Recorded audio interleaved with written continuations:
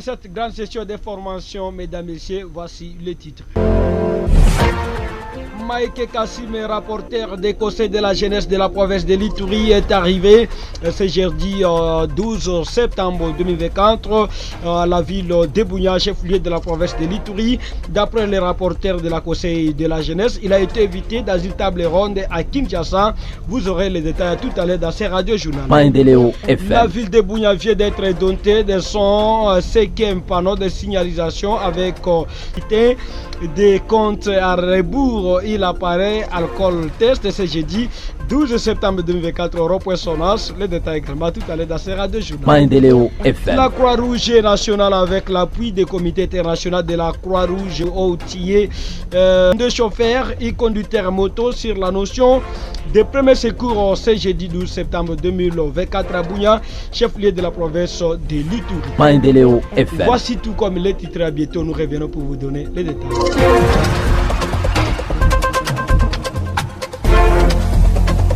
Ce journal vous est présenté par Jospé Ouajorkim.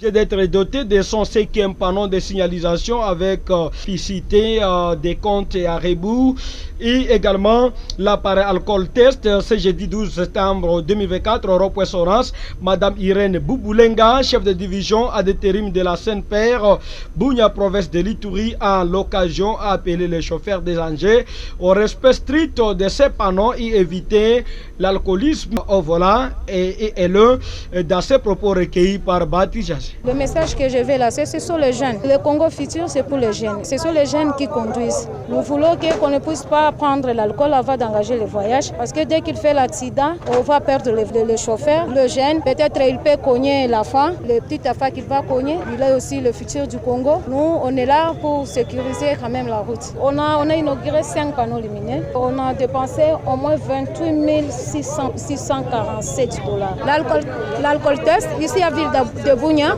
c'est 4 alcool tests et qu'on a mis dans des postes, 3 postes de contrôle et un c'est au centre-ville de Bunia. Au niveau radio, on a donné aussi les dépliants et on va continuer encore à sensibiliser. La police routière, c'est donc notre partenaire. On travaille toujours en collaboration ensemble avec la police routière.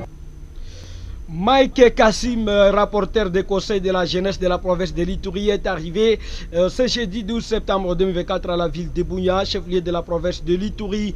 D'après les rapporteurs de la conseil de la jeunesse, il a été invité dans une table ronde à Kinshasa qui a regroupé tous les présidents de la jeunesse de la République démocratique du Congo. Lors de son arrivée, il a découragé tous les jeunes qui veulent s'adhérer aux groupes armés étrangères, dont les ADF et les M23, de cesser avec cet esprit. Suivez Mike Kassim, le rapporteur de la jeunesse de la province de l'Ituri, dans cet élément recueilli par la RC Bunia. Pratiquement, nous sommes dans la phase de sensibilisation. Le conseil provincial et le gouvernement, nous serons engagés dans la situation. On va assurer tous les jeunes qui veulent se conduire, n'est-ce pas, du bon chemin. Et on fera l'effort de toucher même les fins fonds, même ceux qui sont dans le village. Puis la jeunesse que nous voyons, c'est l'avenir de demain et d'aujourd'hui même. Si la jeunesse n'est pas bien encadrée aujourd'hui, demain ils seront dans la perdition. On est obligé, comme conseil provincial, de les encadrer, de les amener vers le bon chemin et de travailler pour l'intérêt de la nation. Nous espérons avec le gouvernement actuel que tout ira mieux. Un message fort que je lance à la jeunesse, c'est celui de décourager les jeunes qui veulent emboîter les pas. Je parle de jeunes qui veulent être colistiers des ADF NALU et des M23. Vous savez très bien que nous sommes menacés. Nous avons tant souffert depuis autant d'années.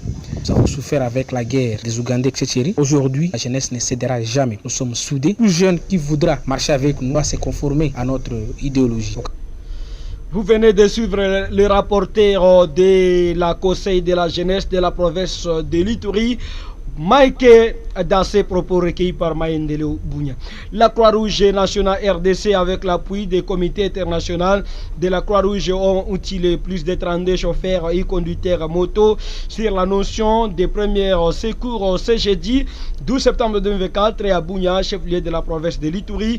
Devant la presse, Monsieur Delphin, le chargé de communication à la Croix-Rouge, qui appelle aux bénéficiaires de s'approprier avec formation, car c'est lui, ils sont exposés aux multiples cas d'accident et doivent être les premières personnes à porter secours aux victimes. Suivez-les.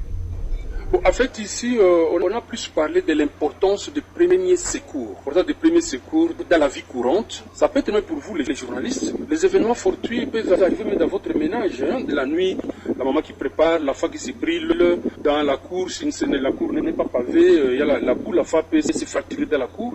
Et là, vous voyez qu'il y a même besoin de porter secours à cet enfant. Parce que là où se trouve votre résidence, c'est éloigné peut-être du centre de santé. Il faudrait poser les premiers gestes, comme on dit, les premiers soins. Cela peut être posé par n'importe qui, mais malheureusement, parfois qui n'est pas professionnel. Et si nous avons choisi cette catégorie de population, notamment les conducteurs de motos, de voitures, parce qu'ils sont exposés de par l'environnement que nous traversons en Ituri, soit à l'insécurité, aux accidents sur la route, et ils peuvent eux-mêmes aussi porter secours s'ils en ont les notions. Et non seulement du côté secours, mais aussi par rapport à notre connaissance, nous comme mouvement de la Croix-Rouge. Dans la salle, il y a quelqu'un qui nous a donné une information erronée sur notre personne, le mouvement international de la Croix-Rouge. Mais à partir de notre exposé, il a vite compris que non, l'information qu'il avait été erronée, maintenant qu'il est capable de donner la bonne information sur le mouvement international de la Croix-Rouge et ses composantes. Pour sa part, CP Domi Montana, formateur provincial à premier secours à base communautaire pour la Croix-Rouge, à Bunia demande aux participants de la dite formation d'aller sensibiliser d'autres couches de la population qui n'ont eu la chance d'en bénéficier. Suivez-les.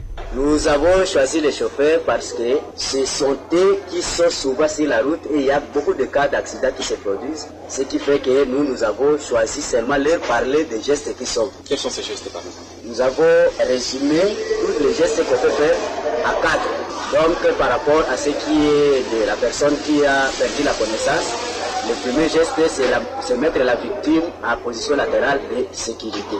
Et puis le deuxième geste, si par exemple c'est une victime qui saigne, alors le geste que nous faisons c'est d'arrêter l'hémorragie. Et si c'est une personne qui est fracturée, nous immobilisons les membres fracturés. Et à la fin, le quatrième geste, c'est le transport, donc l'évacuation de la victime du lieu de l'accident jusqu'au centre de santé le plus proche. Mettre la victime à une position qui peut la soulager un peu avant d'atteindre la structure sanitaire. Effectivement, les amis qui n'étaient pas avec nous, il est question que ceux qui sont déjà là partent les sensibiliser aussi. Et même s'il n'y aura pas de séance pareille, si c'était possible qu'ils adhèrent même au mouvement de la Croix-Rouge, parce que pour le moment, la politique nationale de la Croix-Rouge est d'avoir ne fût-ce qu'un secouriste par ménage, parce qu'il y a de ce cas-là qui peut arriver même nuitamment et à n'importe quand à la maison. Si le secouriste n'est pas là, la situation peut s'aggraver et peut aussi à la mort. Merci. Merci à vous. Au finish, quelques participants et participantes n'ont pas manqué d'exprimer leurs sentiments de satisfaction. Je suis tellement contente de participer à cette formation. Avant, je n'étais pas en mesure de différencier la Croix-Rouge et le CICR. Aujourd'hui, je suis capable. Aujourd'hui, je suis en mesure de porter secours à toute personne qui se trouve dans un cas d'accident. Et grâce à cette formation, je suis vraiment instruit. Ça coupe court à tous les mots qui se disaient derrière la Croix-Rouge et surtout les CICR. Nous étions dans l'ignorance. Aujourd'hui, après cette formation, nous sommes en mesure de différencier et de comprendre qu'est-ce les CICR. Grâce à cette formation, connaissons déjà que les CICR est une organisation exclusivement humanitaire, impartiale, neutre et indépendante qui s'assure de la protection et assiste les victimes des conflits armés et autres situations de violence. Au passé que sont des personnes qui sont nécessairement complices avec les groupes armés, mais nous venons de comprendre que ce n'est pas ça la réalité, car on pouvait les voir chez la Codeco, chez d'autres groupes armés, et on s'est posé des questions, est-ce que ce n'est pas eux qui sont à la base de la guerre? Je peux même porter secours à la maison quand il y a d'accidents, même dans la cuisine. Cette formation m'a aidé personnellement. Je suis géré et tellement soulagé. Après ça, napasha mwangikia mtoto yangu au mai napasha mwangikia mtoto yangu kupitia ile praktiki yenye banaonesha pale inanisaidia sana. Et les personnes qui ont réussi cette formation sont venues des Atitins qui ont plus bénéficié au service de CICR. Il s'agit des axes Bunia Kilo, Bunia Boga, Tchabi, Bunia et Nyakundo. Et parlons de ceci, 0 enfants élèves victimes du camp d'accident pour cette année scolaire 2024-2025. C'est le souhait de la police de circulation routière PCR Mambasa, mercredi 11 septembre dernier. Le commandant Daniel Ibrahim rapporte que plusieurs précautions sont en train d'être prises pour régulariser la circulation afin d'épargner les élèves contre les accidents de circulation routière. Sawa vile unanitambua ni commissaire supérieur adjoint Daniel Ibrahimu mwenye yakuwa commandant ya police ya circulation routière mu territoire ya Mambasa. Merci bwana journaliste. Par rapport na rentrée scolaire, sawa vile kiongozi wa polisi ya barabara yenye tuko na devoir ya kuproteger baisager yote ya njia, tuliplanifie mwi rentrée scolaire mu territoire yote ya Mambasa kukuwe 0 enfant victime ya accident ya circulation routière. Donc atupende kusikia tafasi mwake kulikuwa mtoto mwenye iko victime ya accident ya circulation routière ku rentrée scolaire, et pas seulement ku rentrée scolaire mais ku année mzima, année scolaire mzima. Na zaidi ya kuplanifie ile 0 enfant victime ya accident ya circulation routière, tulikamata pia ba précaution tulikamata iko ya kuplacer ba policier ya circulation routière, ba agent qualifié, kuba placer ba occuper ba grand carrefour yote pendant les heures de pointe. Donc kila carrefour wenye circulation ya batoto iko mingi, tuna placer ba agent qualifié ma heure de pointe pour que ba réguler circulation mzuri.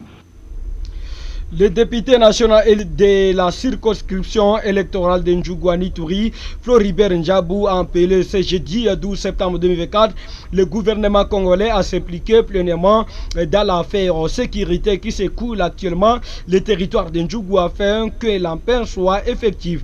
Lors d'une interview téléphonique que nous accordait ce même jeudi, cette ligne nationale a de l'occasion évité également les groupes armés actifs dans cette partie de l'Ituri à respecter l'accord signé avec le gouvernement pour l'intérêt de tous.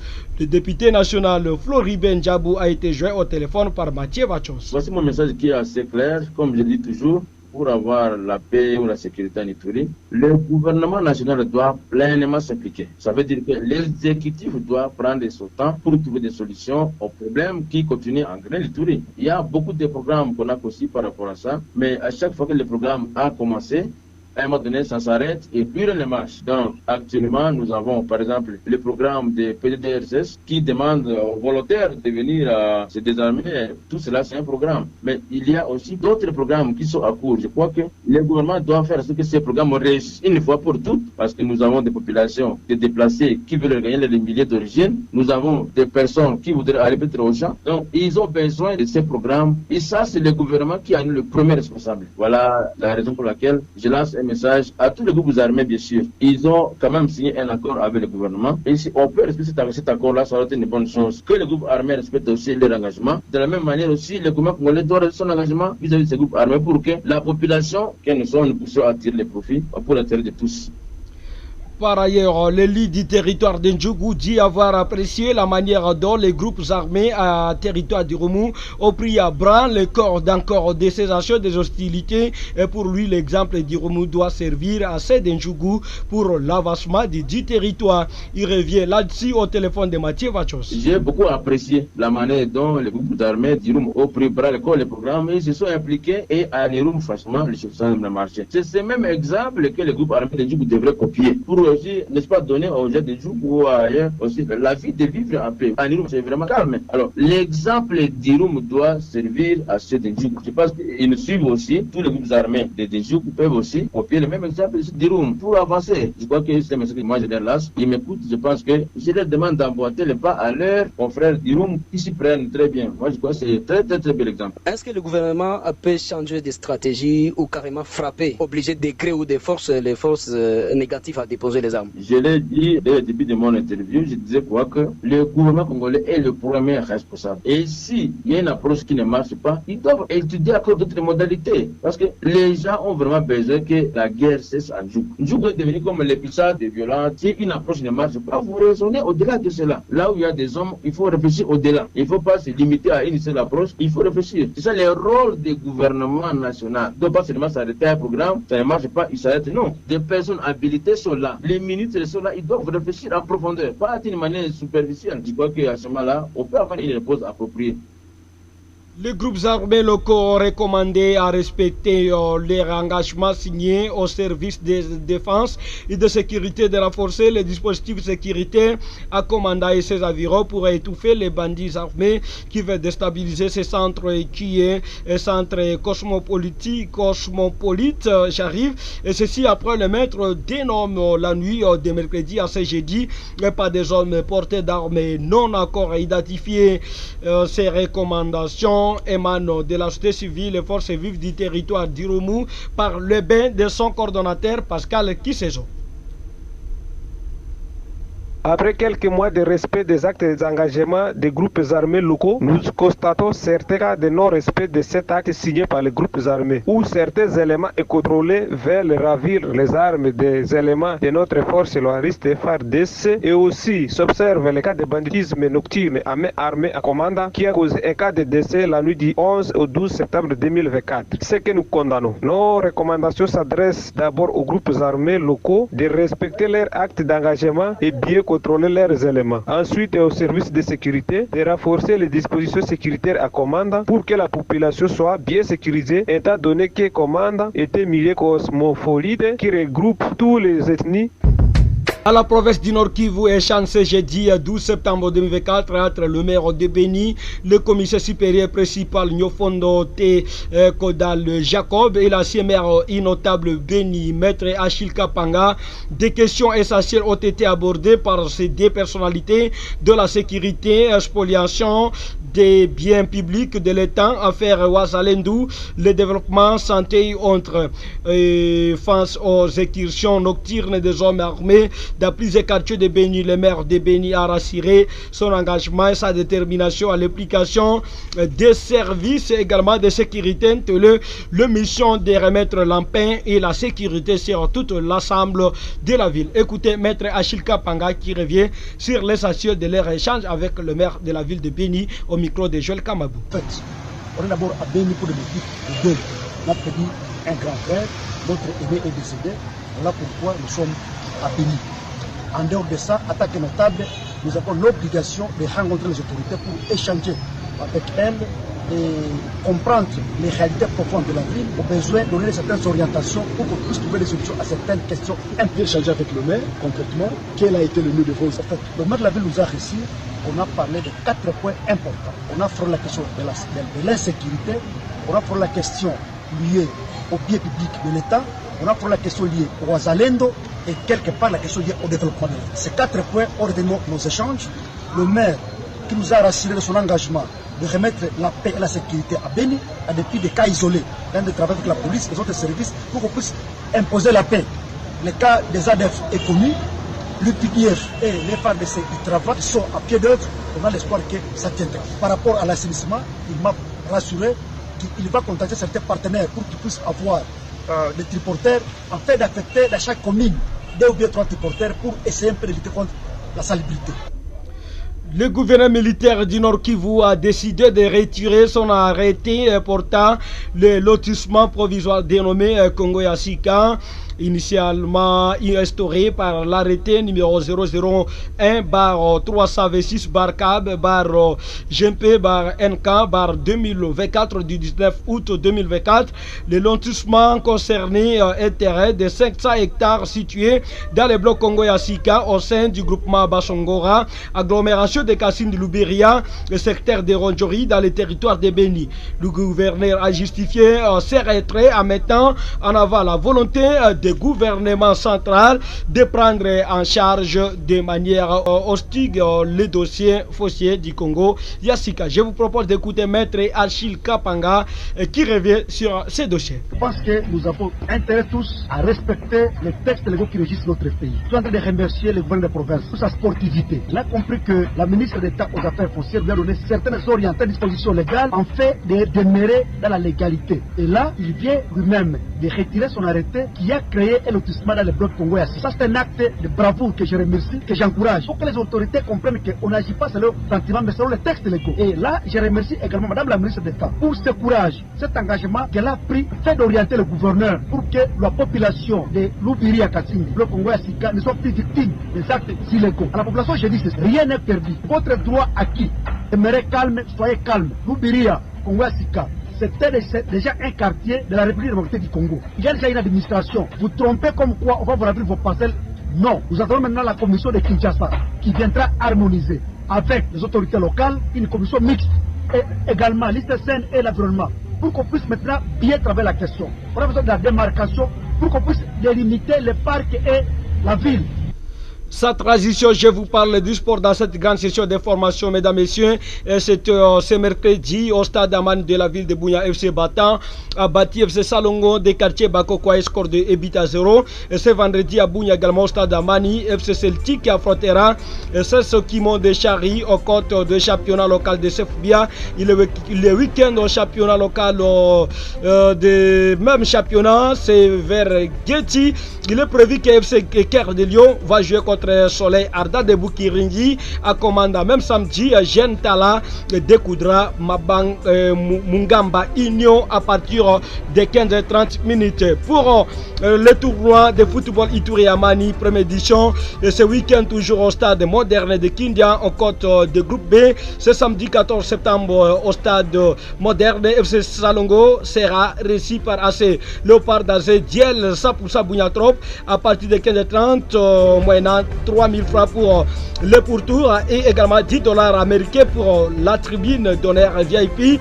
Et le dimanche 15 septembre au compte de groupe C, la jeunesse sportive de commande Jessica jouera FC Bata Sport de Bunia à partir de 15h30 minutes, toujours avec même prix gardé. Complètement à terme de cette grande session d'information, mesdames et messieurs. Si vous avez aimé ces radios journal, dites merci à toute l'équipe rédactionnelle de la radio communautaire Maïdelo Bunia, le journal qui a connu la présentation de Jospé Ouajorkim, la mise en onde de Jansi Rumbata, la réalisation de Sissilema. Les mêmes éditions, vous allez suivre également à partir de 20h30 sur notre chaîne YouTube.